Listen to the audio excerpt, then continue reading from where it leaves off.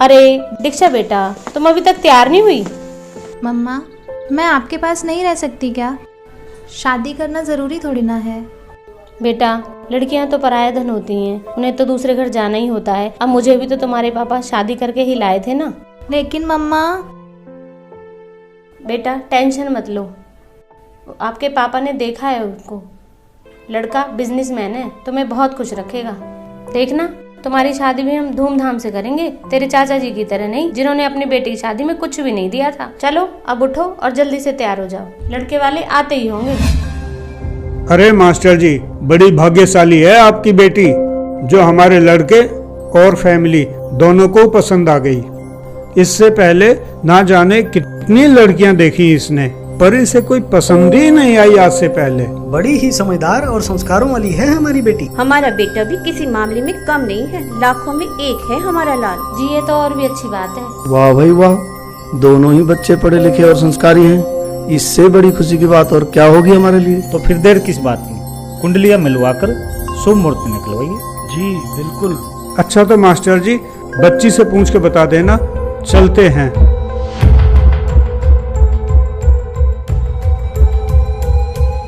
और हाँ मास्टर जी, एक बात और कहनी थी आपसे। वैसे तो हमारी कोई डिमांड है नहीं, आपने हमारा स्टेटस तो देखा ही है, उसका जरूर ध्यान रखना, क्योंकि लोग हमसे कुछ ज़्यादा की उम्मीद रखते हैं। देखिए मास्टर जी, आपने जो निशा बेटी की शादी में दहेज दिया था उतना तो आप देंगे ही। बाकी मेहता जी, वो गाड़ी वाली बात एक बार अरुण बेटे से और पूछ लीजिए, उनको कौन सी गाड़ी पसंद है, लगे हाथ मास्टर जी को बता भी देंगे। अरे वो तो मास्टर जी देख ही लेंगे। बाकी मास्टर जी, लेने से पहले एक बार पूछ जरूर लेना।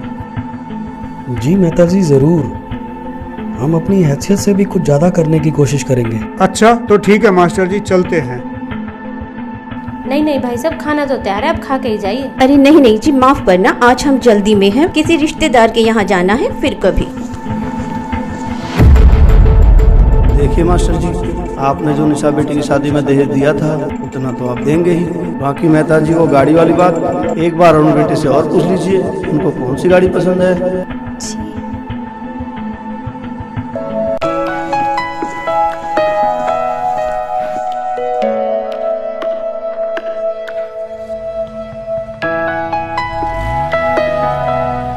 ठीक है तो मास्टर जी, चलता हूँ, इजाजत दीजिए। अरे नहीं नहीं शर्मा जी, आप तो खाना खाकर ही जाना। हाँ हाँ शर्मा जी, खाना तो खा के ही जाइए। मास्टर जी, जरूरी काम से कानपुर जाना है, बस आप दीक्षा बेटी की शादी में दहेज की कमी मत छोड़ो। उसकी कोई दिक्कत नहीं है शर्मा जी, आपको तो पता ही है, हमने अपनी बड़ी बेटी निशा की शादी कितनी धूमधाम से की थी। हमारी बेटी सुखी रहनी चाहिए, हमें कोई दिक्कत नहीं है दहेज देने में। देखो मास्टर जी, उन्होंने मुझे कहा दहेज की बात करने को, सोचा आपको बता दूं ताकि बाद में कोई दिक्कत ना हो। अब आपको तो पता ही है मास्टर जी, वो हाई सोसाइटी के लोग हैं और लड़का भी बिजनेसमैन है, जी उनकी डिमांड भी इसी तरह की है। ओके नमस्कार, चलता हूँ।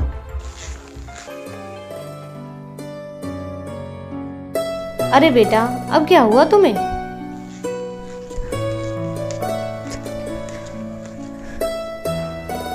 मम्मा प्लीज, नहीं करनी मुझे ये शादी। अरे बेटा, तुम्हें तो खुश होना चाहिए, कितना अच्छा परिवार मिला है तुम्हें। जैसे निशा बेटी की शादी धूमधाम से हुई है, वैसे ही तुम्हारी शादी भी हाई सोसाइटी में होगी, तुम्हारी बहन निशा की तरह। हाँ मम्मा, ऐसी जगह शादी कर दो कि मैं भी रोज रोज मरने की सोचूं दीदी की तरह। दीक्षा बेटा, ये क्या बोल रहे हो आप? मरने की बात और निशा के मन में हो नहीं सकता। हाई सोसाइटी में शादी हुई है उसकी, बढ़िया घर बार है, भला वो क्यों सोचेगी ऐसा? बेटा सच सच बताओ, बात क्या है? हाँ हाँ दीक्षा, बोलो बेटा बोलो। पापा, जिन्हें आप हाई सोसाइटी के और अच्छे व्यक्ति मानते हो, वो एक नंबर के घटिया और लालची लोग हैं। मैं जब पिछले महीने निशा दीदी के घर गई थी तो मैंने देखा। अरे दीक्षा, दीक्षा तू? हाँ दीदी, मैं। और कैसे हो आप? मैं ठीक हूँ, तू कैसी है? बस बिल्कुल ठीक। अंदर आजा। पता है, मम्मा तो मना कर रही थी कि अकेली कहाँ जाएगी, लेकिन मैं मानी ही नहीं। अरे रूपाली जी, हमारी बहू तो कैश, ज्वेलरी, फर्नीचर सब कुछ लेकर आई है। अच्छा, तब तो आपकी मौज हो गई होगी सुनीता जी। हाँ रूपाली जी, जब से हमारे घर बहू आई है हमारी तो मौज हो गई है। आप बताइए।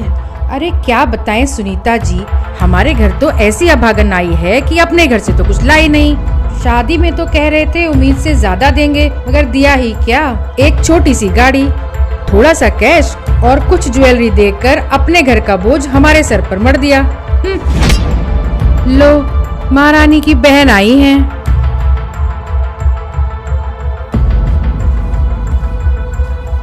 नमस्ते मौसी जी। नमस्ते मौसा जी। नमस्ते बेटा, आओ बैठो। अरे मेरे कपड़े कहाँ हैं? जी वो तो अलमारी में रखे हैं।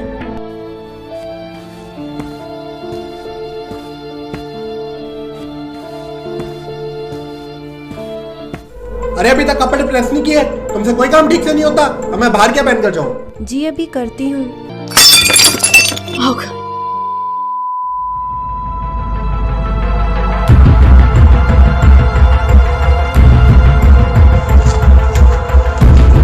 अरे देख कर नहीं चल सकती, करम जली, नुकसान कर दिया। ध्यान कहाँ रहता है तेरा? अरे इसके तो रोज के यही काम है। मेरी किस्मत ही खराब है जो ऐसी वाइफ मिली। नुकसान करने में सबसे आगे और काम करने में। हाँ।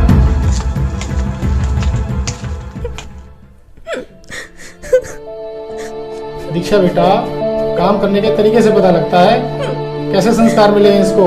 विक्रम के बहुत रिश्ते आए थे। जी बिल्कुल, हमारी तो मती मारी गई थी, विक्रम को ये पसंद आई।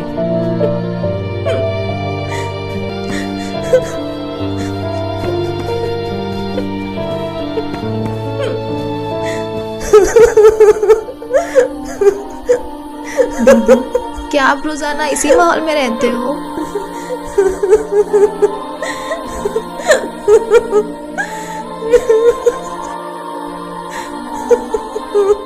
मैं क्या बताऊं दीक्षा, मैं अपनी तरफ से हर कोशिश करती हूँ इन सबको खुश रखने की।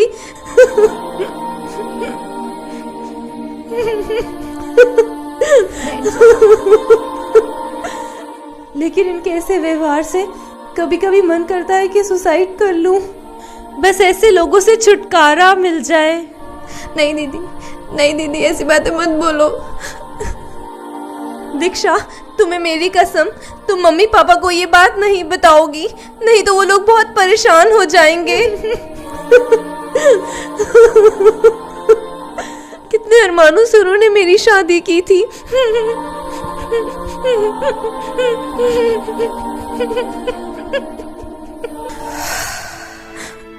हाँ तो पापा जी, क्या ही नहीं कहते हाई सोसाइटी के एजुकेटेड लोग, जिनके अंदर इंसानियत नाम की चीज नहीं होती। छी, बाहर में जाए ऐसी सोसाइटी। बस दीक्षा, बस करो। अपने हिसाब से हमने रिश्ता अच्छा ही देखा था, और क्या नहीं किया हमने निशा की शादी में। लेकिन तो तुम क्या चाहती हो? तुम्हारे चाचा की तरह ऐसे समाज में तुम्हारी शादी कर दूं जो किसी रीति रिवाज को नहीं मानते? माफ करना पापा जी, लेकिन कौन से रीति रिवाजों को मानने की बात कर रहे हैं आप? इन रीति रिवाजों को मानने वाले लोगों ने ही तो दीदी जैसी लाखों लड़कियों को इतना प्रताड़ित कर रखा है कि वो आत्महत्या करने पर मजबूर हो जाती हैं। और रही बात मीनाक्षी दीदी की, तो मैं आपको उनकी सच्चाई बताती हूँ कि चाचा जी ने किस सोसाइटी में शादी की है अपनी बेटी की।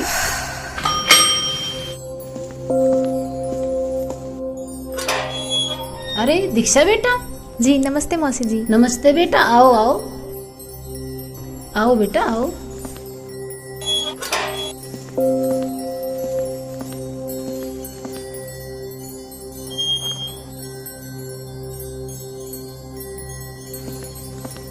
अरे मीनाक्षी, देखो तो जरा कौन आया है।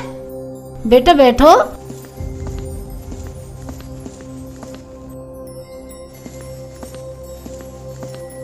जी मम्मी जी। अरे दीक्षा, तुम? हाँ दीदी, मैं। और कैसे हो आप? मैं बिल्कुल ठीक हूँ, तू अपनी सुना? एकदम फर्स्ट क्लास। और घर पर सब कैसे हैं? ताऊ जी, ताई जी? सब एकदम ठीक है। आ जाओ, बैठो। तूने तो मुझे सरप्राइज ही कर दिया बगैर बताए आकर। अरे मम्मी जी, आप बैठिए। आप बैठो, आ जाओ।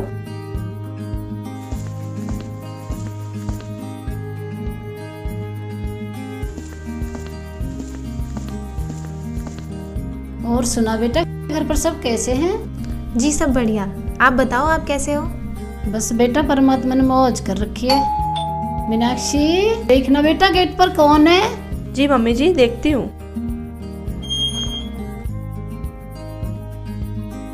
अरे दीक्षा बेटी आई है क्या? नमस्ते मौसा जी। नमस्ते जीजू। नमस्ते बेटा, बैठो बैठो आप। और कैसे हो बेटा? जी बिल्कुल ठीक। और दीक्षा, क्या कुछ चल रहा है आजकल? कुछ नहीं जीजू, IAS की तैयारी कर रही हूँ। ये तो बहुत ही अच्छी बात है।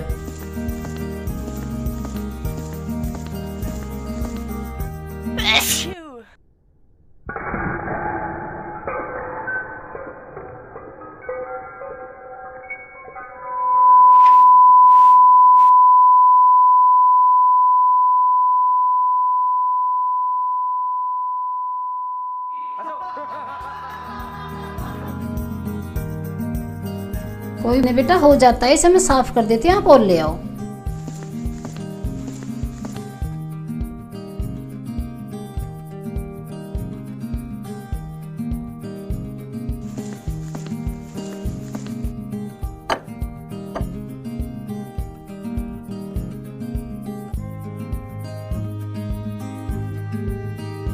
और दीक्षा बेटा, पापा ठीक है? जी मौसा जी। मीनाक्षी बेटा, दीक्षा बेटा को अपने कमरे में ले जाओ। दूर से आई है, थक गई होगी, आराम कर लेगी। जी पापा जी। चलो दीक्षा।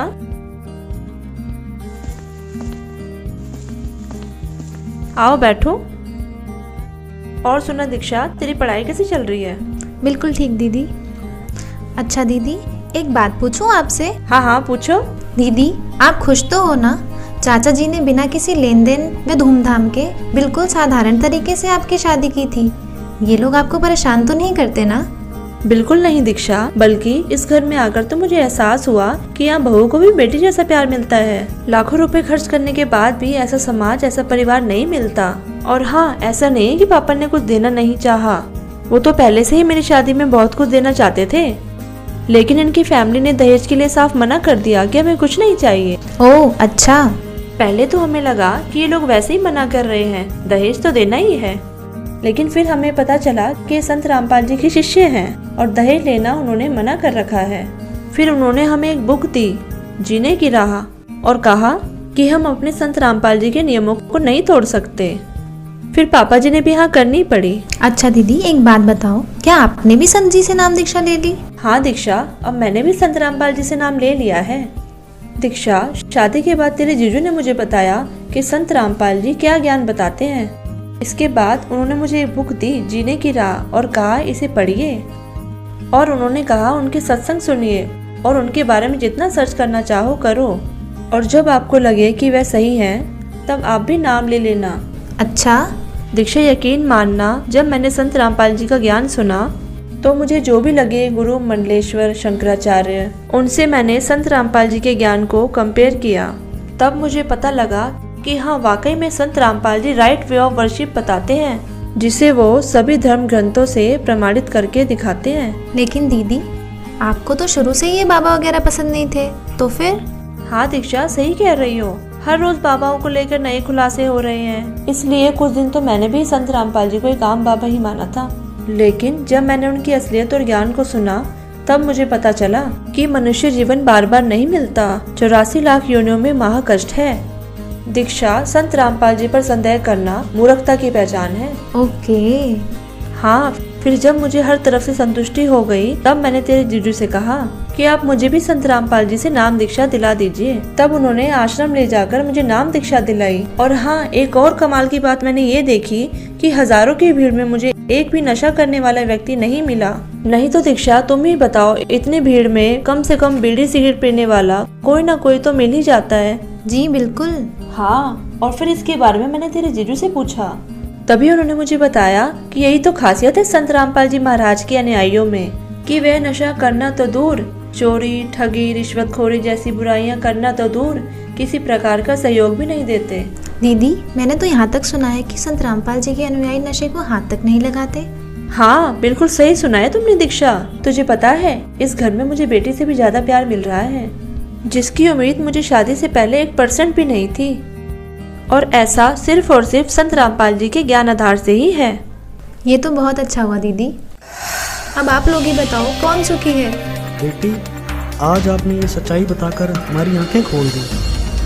हमने तो कभी सोचा भी नहीं था कि संत रामपाल जी के ज्ञान आधार से इतना स्वच्छ समाज बन रहा है। हाँ दीक्षा बेटा, हमने तो मीडिया के माध्यम से संत रामपाल जी महाराज के बारे में हमेशा गलत ही सुना था, लेकिन वो तो सच्चे संत हैं।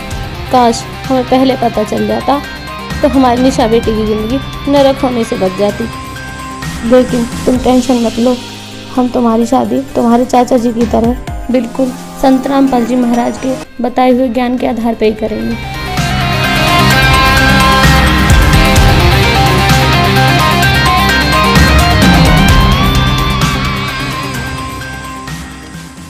तो परमात्मा की शरण में आने के बाद वही विवाह आज आप देख रहे हो, उस परमेश्वर की कृपा से परमात्मा ने हमारा ज्ञान हटा दिया। यहाँ पर बच्चों का विवाह करा दिया जाता है और 5-7 भगत उनके रिश्तेदार आते हैं, घर वाले, और यहाँ आश्रम में उनका 10 रुपये खर्च नहीं होता। सिंपल रोटी जो रोज हम बनाते हैं वही खाएंगे। ये ड्रामाबाजी हमने नहीं करनी। बच्चों का संयोग परमात्मा जोड़ता है। हमारे इस नाटकबाजी से विवाह नहीं होता। विवाह तो मालिक ने कर रखा होता है, और वचन से बच्चे एक दूसरे से जोड़े जाते हैं। जो लाखों रुपए में विवाह हुआ करता था, यहाँ वो फ्री ऑफ कॉस्ट हो रहा है।